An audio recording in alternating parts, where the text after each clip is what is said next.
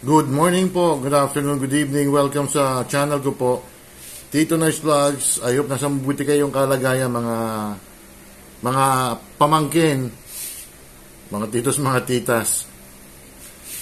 Ito yung, kailan ba to? Usapin to, mga 3 linggo nakakaraan na eh. Yung about dito sa flight stewardess na si, ano pangalan nito? Si Abigail. Si Abigail Wright, mga kababayan ko. Medyo humingi siya ng patawad sa pamilya ni Francis Magalona. Kasi nababansagan siyang, alam nyo na, yung homewrecker, yung kabit, ganun. Lahat naman tayo nagkakasala. Wala naman perfectong tao. Yun ang sabi niya, mga kababayan ko. Kaya, humingi siya ng tawad. As I said, pareho naman sila nagkasala eh. Diba? Pareho naman silang natukso. O ganun talaga ang buhay. May mga natutukso, pero mayroon din mga nakakontrol sa sarili. Ganun talaga eh. Ang sabi naman niya, inassert niya yung singer, si Francis M. na was already separated from kay Pia Arroyo. Yun ang di natin alam kasi personal ni Francis yun eh. Kasi ang anak ni Francis is, I think 7 nga eh. Maraming anak si Francis bago siya pumana, mga kababayan ko eh. Hindi natin talaga masisisi nagkaibigan. At saka nandyan na yan, nagbunga sila. Ang pangalan si Gail Francesca Wright Magalona ba ang pinangalan? May balita, mga kababayan ko. Hindi ko lang alam kung may hahabol pa tong yung anak lang ni Francis sa labas eh. Yung birth certificate, mga kababayan ko, walang pirma di umano ni Francis Magalona. Walang acknowledgement. Kasi sa mga ganyang bagay, pag usapin ng manahan, yung mga properties ni Francis, just in case lang, di ba, nawala na si Francis, may habol pa kaya si Gail Francesca, mga kababayan ko? Hindi ako abogado, pero may ibang paraan pa yan, mga kababayan ko eh. May ibang pamamaraan pa yan eh. Kasi pag sa legal na aspetong usapin, mga kababayan ko, medyo 50-50. Kasi malalaman talaga yan kung talagang anak to ni Francis Magalona, si Gail Francesca, sa pamamagitan ng medical DNA, mga kababayan ko. Yun ang sinabi ng abogado. Ang importante, may acknowledgement si Francis Magalona na inaangkin niya itong si Francesca, si Gail Gail Francesca Wright Magalona, na anak niya, mga kababayan ko. Ang problema, walang pirma. Wala pong pirma yung birth certificate. Kaya ewan ko lang kung may abogado naman sila, stewardess, si Abigail Wright, ikonsulta na lang nila yan. Pero ang alam ko, may habol pa rin si si Gail Francesca, yung anak. Wala nang habol tong si Wright kasi naging siya naging other woman siya sakit sa medyo masakit ang salita, pero ganun talaga in Tagalog, alam niyo na yon. Sa English, tinawag nga siyang homewrecker ng ibang pamilya, ibang mga anak ni Francis ang mga babayan ko. Kaya wala tayong magagawa, nandiyan na yan 15 taon na nakakaraan yung pagkakasala ni Francis at saka ni yung stewardess, si Abigail Wright, andyan na yan hindi man pwede natin ibalik yan ang panahon. Wala man tayong time machine, mga kababayan ko. Yun nga, ito nga, balik tayo kay stewardess, kay Abigail Wright. Yung pakatapos niyang sabihin na yung kasama niyang babae na bata, nangangalang Gail Francesca, anak di umano ni Francis Magalona. Yun ang sabi. And then, nag-ingi siya ng tawad sa first family na nag-reveal siya para, alam niyo, para sinabi lang niya na, or para tumaas yung value ng jersey ni Francis, yun ang sinabi niyang dahilan na para mataas ang value na anak nga to si Francis, itong Francescan to, kaya nakabenta nila ng 500,000. Siyempre, revelation yung mga babayan ko o maski ako kunyari, yung ibibenta ko, kunyari kapatid ko si Henry usong-usong ngayon yan family reveal kapatid ko si Henry po, ito yung boro-baro na ginamit niya po, di mabibenta ko ng malaki yan. Yun ang ginawa ni Abigail Rait, kaya medyo mataas yung value. At alam niyo ba mga kababayan ko, after na nabenta ni Abigail Rait yung jersey ni Francis M, meron ba naman isang collector na ewan ko lang kung totoo ito piniresyo ang mga kababayan ko na 8 milyon yung jersey ni Francis M. Pero hindi pumayag si Boss Toyo kasi ininsulta pa yung may-ari mismo, yung dati may-ari na si Abigail Rait. Hindi pumayag.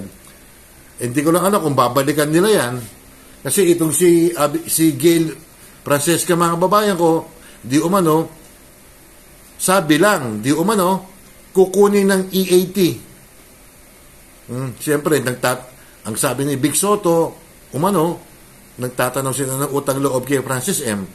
Kaya, isang araw, baka sumipot dyan si Gail Francesca sa EAT, Itbulaga, para maging mainstay or what, di ba? Baka guest host or whatever. Siyempre, kawawa naman yung bata nag-aaral pa yan ilang taon na yan? 15 years or 16 years old lang siya, mga kababayan ko. Kailangan siguro niya mag-aral.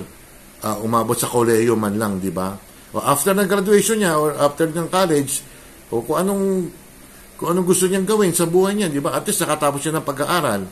Kaya ganun na nangyari, mga kababayan ko. Nakakaawa lang talaga ganun talaga Siyempre, may legal na pamilya si Francis M. And then ikaw, yung si stewardess, alam nyo na kung ano nangyari, mga kababayan. Kaya ang tukso talaga, hindi natin maiwasan. Hindi man ako perfecto, mga kababayan ko, pero minsan nakakaiwas tayo sa tukso, mga pamangkin, mga titos, mga titas. Kaya mag-isip muna tayo bago natin gawin yung hindi maganda sa buhay natin. Di ba? Kung di ka kontento sa pero hindi rin lalabas at lalabas din yan. Kunyari, naggumawa ka ng kasalanan, lalabas at lalabas din yan, mga babayan ko. Kaya maging lang tayo, simpleng tao lang, mga pamangkin, mga titos, mga titas. Maganda maging simpleng tao na lang.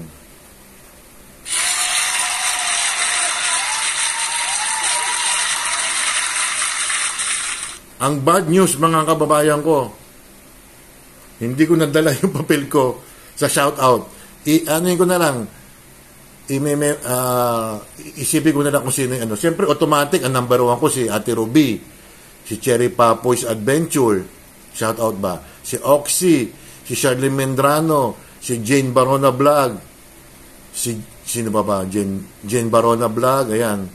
Si Mama Lynn, Tess Sabala, si Coach MB, si Simply Grace, Nanay Eva TV, si Tatay Jovan, si Kim Panunggaling, Kim, get well soon si Pearl, si Arlene, si Angel Mix Vlogs, sino pa ba? Si Natasha, si Ella Kimo, Tony Marsan, Mayang Vlogs, A Heart Purple, si Eldong SK Vlog, si Rebs SK Jamming Vlogs, kabisado ko, Boss Anin, si Girly, Casablanca, Rosebird Adventure, sino pa ba?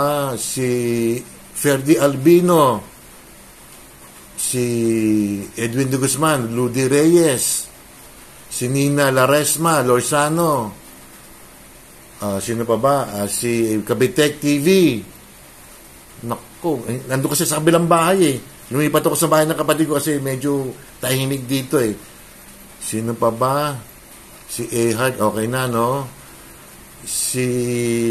Nako, talaga si Angie ng San Francisco. O, sino pa ba? Si Jel Gala. Naku, pasensya na, ha. Naiwan ko talaga yung bond paper ko, kaya pasensya na. Sino pa ba? Si Per na ano ko na, no? Tony Marsan. Naku, sino pa ba? Si Elis Neris. Si Tita Pearl. Sino ba yun? Jana Mix Vlogs. Si Abaw, SKTV, mga kababayan ko. Yun lang muna, pasensya na. Naiwan ko talaga yung papel, ha?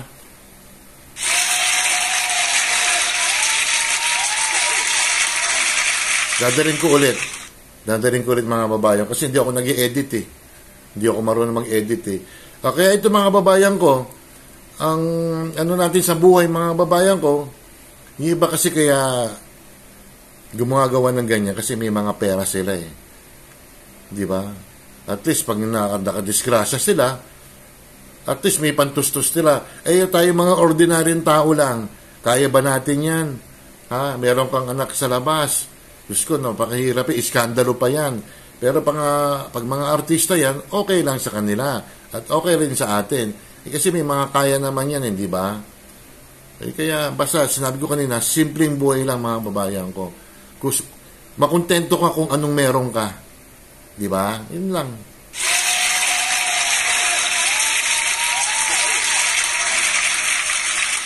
Mga pamangkin, mga titos, mga titas, si Sherlyn ba na mabati ko? Don't forget to like and subscribe. Hit the bell notification para ma-update kayo sa aking mga video. At mamuhay tayo ng simple lang. Maski milyonaryo ka, mahirap din yan. Maraming salamat sa inyo at peace sa inyong lahat. Peace. Bye.